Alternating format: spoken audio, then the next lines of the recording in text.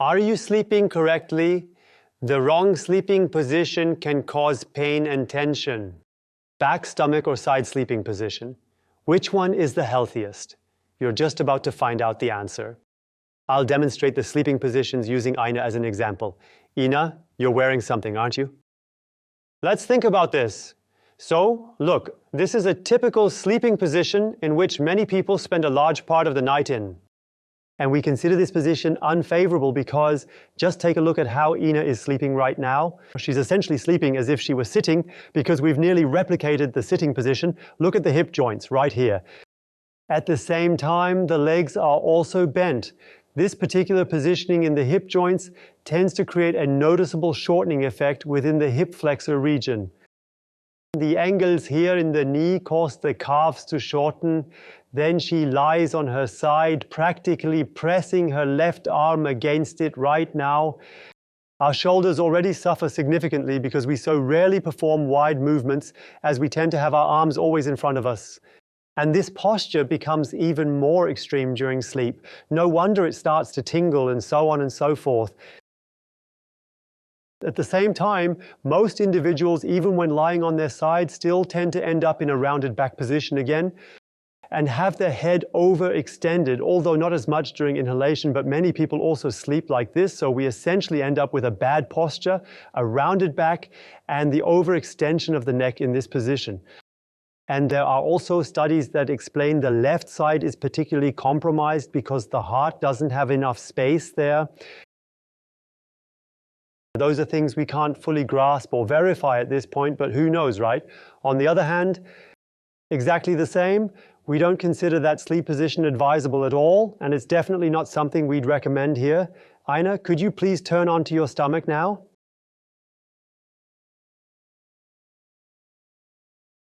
The stomach position?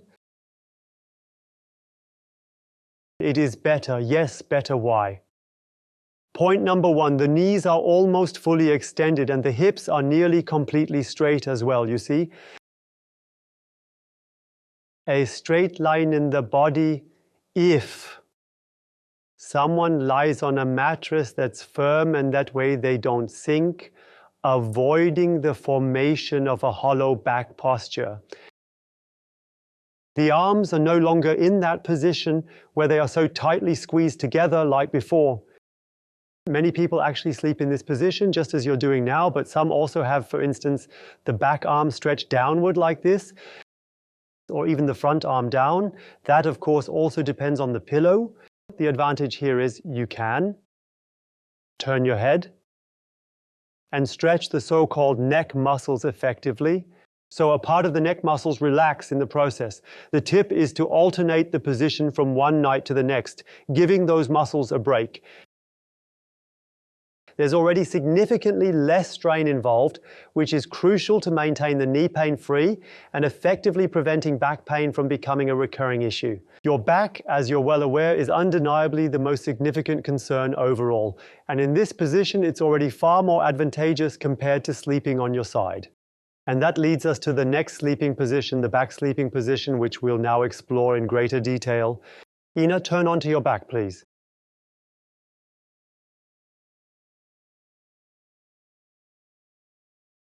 And now let's see what happens in the supine position. So, point number one, the knees are straight again. The hip isn't bent, it's nice and straight. And the mattress, if it's firm in the middle, then it even acts somewhat like a small therapy for back pain, aligning closely with our approach. Because practically that section and that section sink down a bit, and the hip shifts slightly into hyperextension, creating a gentle stretch effect. And that's obviously brilliant because we spend so much time sitting. Whether it's at the table while eating, at the cinema, in the car, or even on the bike, we're still in a seated position most of the time. And that's what causes these shortenings, which I constantly point out in the front hip flexor area. And when we can turn the night into the perfect opportunity to stretch and lengthen those hip flexors, it truly couldn't get any better than that at all. That's why the mattress should be firmer. It shouldn't be soft, simply because when you lie down in a bad posture on a soft bed, the bad posture is reinforced, and the body slowly becomes more accustomed to maintaining that poor alignment. And we're completely against that. So picture this. During the day, you're standing upright and gravity is pulling you downward.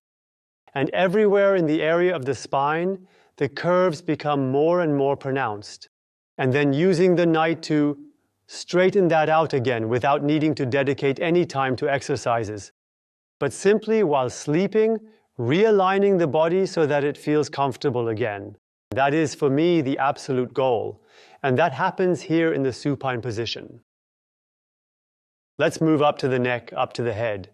Most people tend to experience significant tension and tightness in the neck region. That means when they lie on their back, the head immediately falls back like this. And that's why it's essential, depending on the degree of shortening in the neck region. The pillow must have a specific height to support it. Why? Because otherwise that happens. And snoring, yes, we start snoring and we really don't want that, especially when we're sharing the bed with someone else. Snoring, even though is a common issue, should not occur. So what we should do is position the head in such a way that the tongue can no longer fall back as much, allowing the entire body to be much more relaxed. That's right.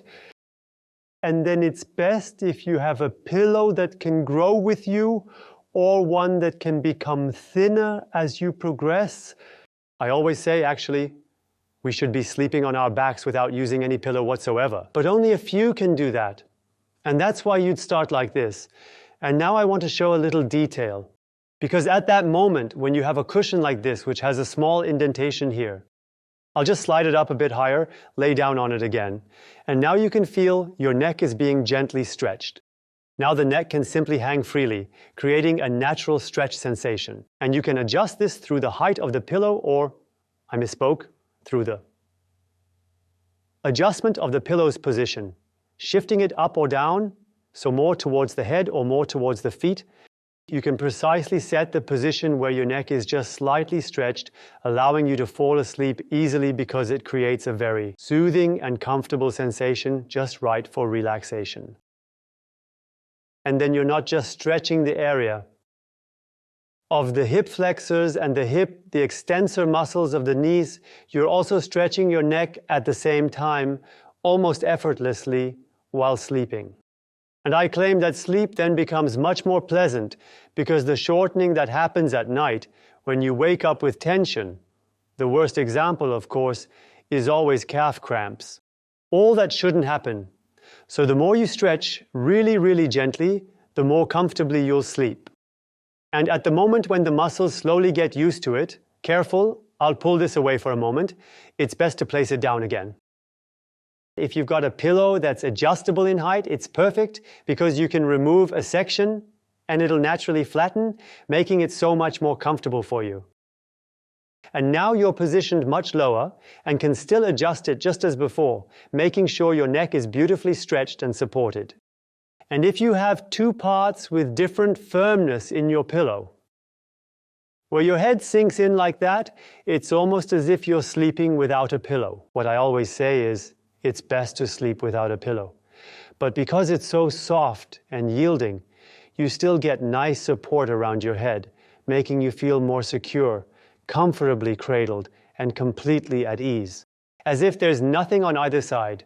When you examine this line closely, it naturally aligns the spine, promoting and supporting good posture. Gravity, which compresses us during the day, making us rounder, is released again at night. And you couldn't imagine a better sleep. And when you wake up in the morning and do an exciting exercise, Ina, just picture this. It's tomorrow morning, and you're feeling refreshed and ready to start your day. Please get up, come over here next to me. You'll get up in a completely different way and then do the following. Arch your back properly backward. Really stretch it out. So you prepare yourself even more for the day, where you'll be sitting a lot again, at the desk, in the car, and elsewhere. So first, let's stretch the front area so we can counteract sitting. And you do that for 1.5 to 2 minutes, really thoroughly, getting deep into it and fully extending your body.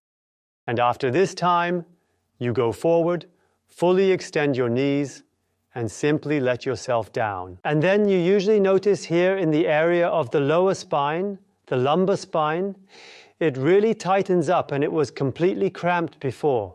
And now you're bringing out even more of what happened during the night, preparing yourself for the day ahead and then switching it up. Let's do it together. Go back once, then forward again, and then back once more, just like that. Stay for a moment longer, and then the day can begin. There are so many people who don't sleep well, who can't fall asleep, can't stay asleep, wake up too early in the morning, and are just completely exhausted. It's a real problem in our population, in society. You probably know people who are going through the same thing. That's why share this video with those who will totally thank you for it and will be grateful for every tip.